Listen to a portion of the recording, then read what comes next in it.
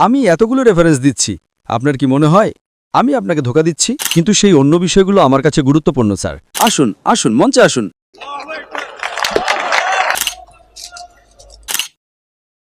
আপনি এখান থেকেও বলতে পারেন।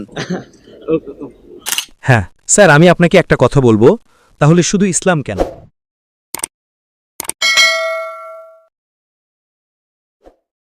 শুভ সন্ধ্যা স্যার, আমার নাম অনুপ এবং আমি একজন মেকানিক্যাল ইঞ্জিনিয়ার।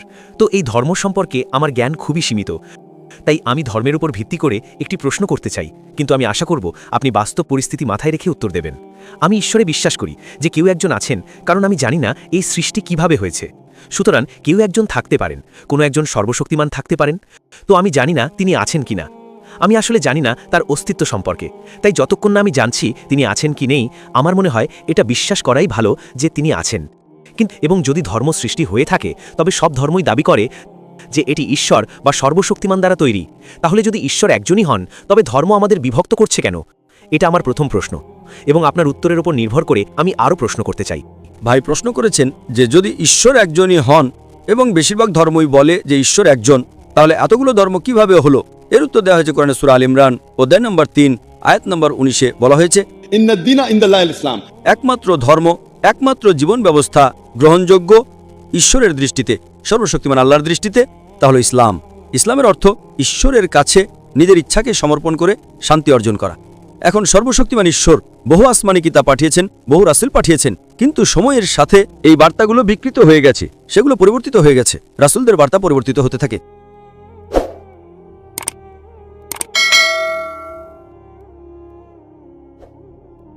কোরআন ঠিক আছে। এখন আগে যে সমস্ত বার্তা এসেছিল সেগুলো একটা নির্দিষ্ট সময়ের জন্য ছিল, এবং সেগুলো একটি নির্দিষ্ট মানুষের অনুসরণ করার জন্য। যত রাসূল এসেছিলেন তাদের একটি নির্দিষ্ট মানুষের জন্য পাঠানো হয়েছিল। এখন কোরআন নাজিল করেছেন সর্বশক্তিমান ঈশ্বর প্রায় 1400 বছর আগে, এবং এই কোরআন শুধুমাত্র মুসলিম বা আরবদের জন্য নয়, এই কোরআন সমগ্র মানব জাতির জন্য। কোরআনে উল্লেখ করা হয়েছে সূরা ইব্রাহিম অধ্যায় নম্বর 14 আয়াত নম্বর 1, সূরা ইব্রাহিম অধ্যায় নম্বর 14 আয়াত নম্বর 52, সূরা বাকারা অধ্যায় নম্বর 2 আয়াত নম্বর 185 এবং সূরা জুমার অধ্যায় নম্বর 34 আয়াত নম্বর 41-এ যে কোরআন সমগ্র মানব জাতির জন্য পাঠানো হয়েছে। এখন যেহেতু এটি সর্বশেষ এবং চূড়ান্ত আসমানি কিতাব এবং এরপরে আর কোনো কিতাব আসবে না, তাই সর্বশক্তিমান ঈশ্বর বলেছেন সূরা হিজর অধ্যায় নম্বর 15 আয়াত নম্বর 9 যে আমি কোরআন নাজিল করেছি এবং আমি এর সংরক্ষণ করব। সুতরাং সময়ের সাথে যেহেতু আগের বার্তাগুলো বিকৃত হচ্ছিল, তাই সর্বশক্তিমান ঈশ্বর সর্বশেষ এবং চূড়ান্ত কিতাব নাজিল করেছেন। এবং সর্বশক্তিমান ঈশ্বর বলেছেন আল্লাহ সূরা হিজর অধ্যায় নম্বর 15 আয়াত নম্বর 9 যে আমি কোরআন নাজিল করেছি এবং আমি একে বিকৃতি থেকে রক্ষা করব। এই কোরআন আপনি পরিবর্তন করতে পারবেন না, তাই সর্বশক্তিমান ঈশ্বর একই বার্তা দিয়েছেন। এজন্য আপনি যত ধর্মগ্রন্থে পড়েন না কেন, মূল বার্তা একই, এক ঈশ্বরে বিশ্বাস করুন। তাই আমি যা বলি আমার কাছে সমাধান আছে। আমি লোকেদের বলি আসুন আমরা একমত হই যে অন্তত একটি বই ঈশ্বরের বাণী। তো হিন্দুরা বলবে আমি বেদকে ঈশ্বরের বাণী বলে বিশ্বাস করতে আপত্তি করি না, খ্রিস্টানরা বলবে আমি বাইবেলকে ঈশ্বরের বাণী বলে বিশ্বাস করতে আপত্তি করি না, মুসলিমরা বলবে আমি কোরআনকে ঈশ্বরের বাণী বলে বিশ্বাস করতে আপত্তি করি না। তাই আমি এই লোকেদের বলি আসুন আমরা তা অনুসরণ করতে একমত হই, যা সাধারণ তা অনুসরণ করতে কি কারো কোনো আপত্তি থাকবে? না না, কারণ এটা তার ধর্মগ্রন্থে আছে। তাই আমি বলি আসুন আমরা এই ধর্মগ্রন্থগুলো পড়ি এবং যা সাধারণ তা 100% অনুসরণ করতে একমত হই। তো যখন আমরা একটি তুলনামূলক অধ্যয়ন করি, আমরা জানতে পারি যে সমস্ত ধর্মগ্রন্থ, তা বেদ হোক বা বাইবেল হোক বা কোরআন হোক, তারা বলে যে আপনার এক ঈশ্বরে বিশ্বাস করা উচিত। সমস্ত ধর্মগ্রন্থ বলে ঈশ্বরের কোনো প্রতিমা নেই, ঈশ্বরের কোনো মূর্তি নেই, ঈশ্বরের কোনো ছবি নেই। তাহলে আসুন আমরা বিশ্বাস করি যে ঈশ্বরের কোনো ছবি নেই, কোনো প্রতিমা নেই, কোনো ফটোগ্রাফ নেই।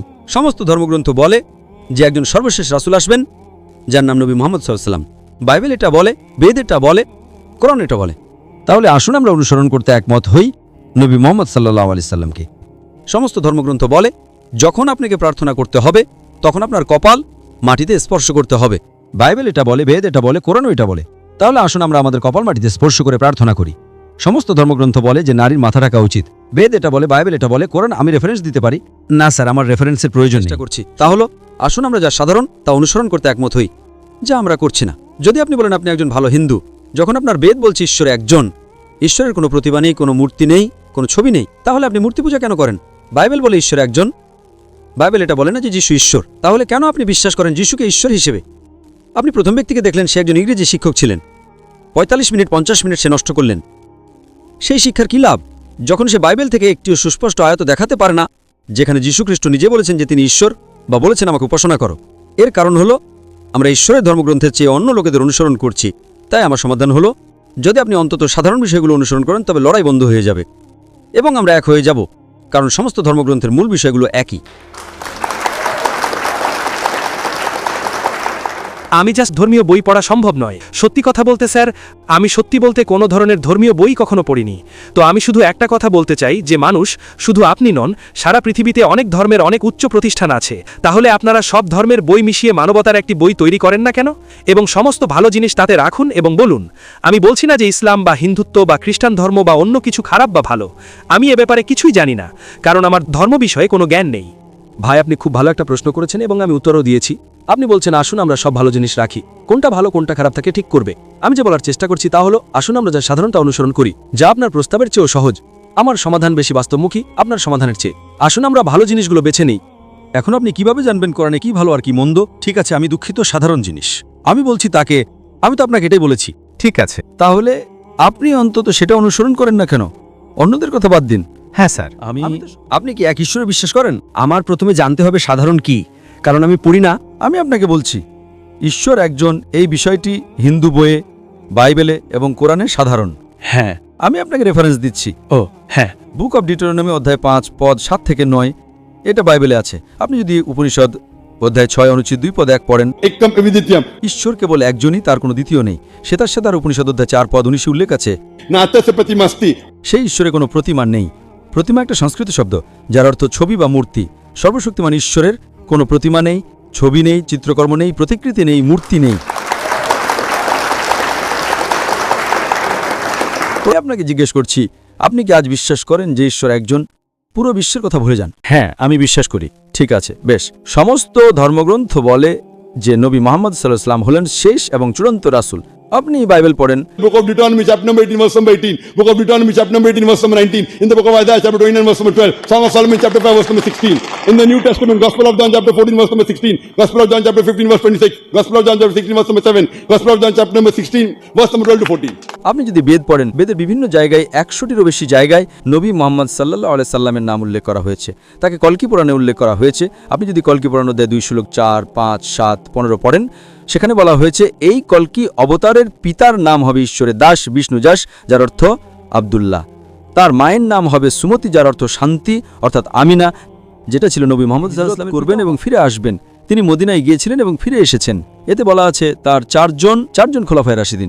কোরআন সূরা আহজাব অধ্যায় 33 আয়াত 40 বলা হয়েছে, Ma kana Muhammadun aba ahadin min rijalikum. Muhammad তোমাদের মধ্যে কোনো পুরুষের পিতা নন, বরং তিনি আল্লাহর রাসূল। এখন আমি আপনাকে জিজ্ঞেস করছি, আপনি কি বিশ্বাস করেন নবী মুহাম্মদ সাল্লাল্লাহু আলাইহি ওয়াসাল্লাম আল্লাহর রাসূল? প্রথমত, আমি সেই ধর্মগ্রন্থগুলো পড়ি না। দেখেন, আমি রেফারেন্স দিচ্ছি, আমি এখন এটা পড়িনি। ঠিক আছে, যদি আপনি পড়েন এবং জানতে পারেন যে হ্যাঁ, আমি এতগুলো রেফারেন্স দিচ্ছি, আপনার কি মনে হয় আমি আপনাকে ধোঁকা দিচ্ছি?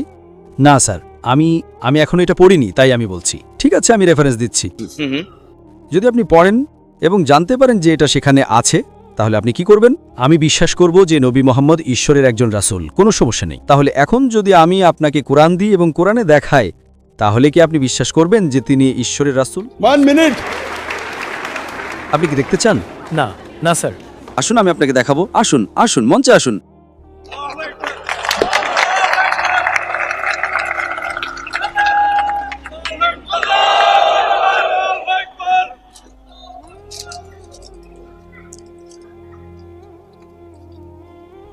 মুহাম্মদ তোমাদের মধ্যে কোনো পুরুষের পিতা নন, বরং তিনি আল্লাহর রাসূল। বাইবেলে বুক অব ডিউটেরোনমি অধ্যায় 18 আয়াত 18। এছাড়াও উল্লেখ আছে গসপেল অফ জন অধ্যায় 16 শ্লোক 12 থেকে 14।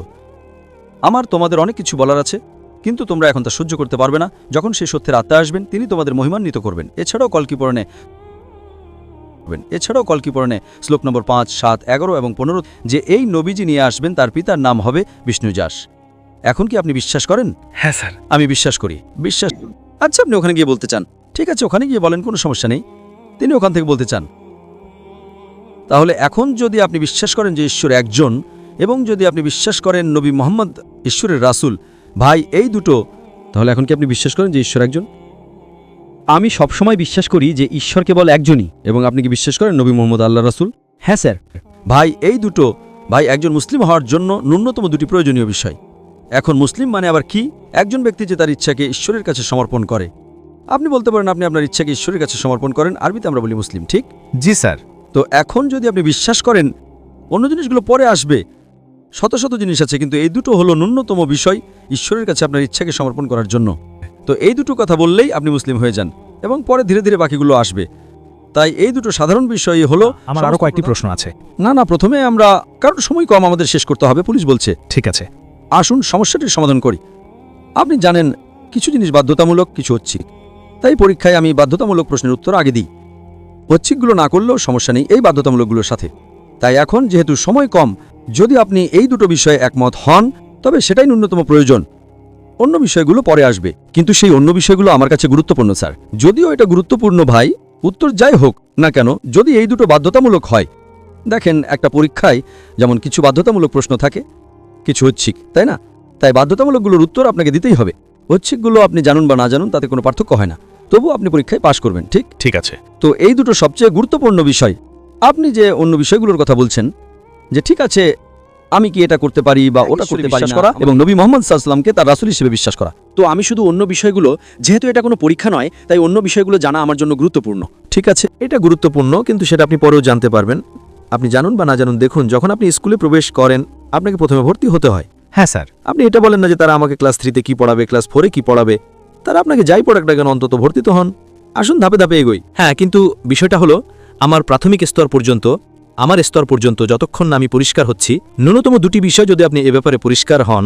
আমি আপনাকে বলছি, আপনি কি মানেন যে আমি এই ক্ষেত্রে জ্ঞানী? হ্যাঁ। তো কোরআন বলে ফাসআলু আহলি যিকরি ইন কুনতুম লা তা'লামুন। জ্ঞানীদের জিজ্ঞেস করো। আমি আপনাকে বলছি যে ন্যূনতম দুটি জিনিস আপনার জানতে হবে যদি আপনি নিশ্চিত হন যে ঈশ্বর এক, এবং আপনি নিশ্চিত হন যে নবী মুহাম্মদ তার রাসূল। ব্যাস, বাকিগুলো পরে হবে। ঠিক আছে স্যার, আমি 2 মিনিট সময় নেব।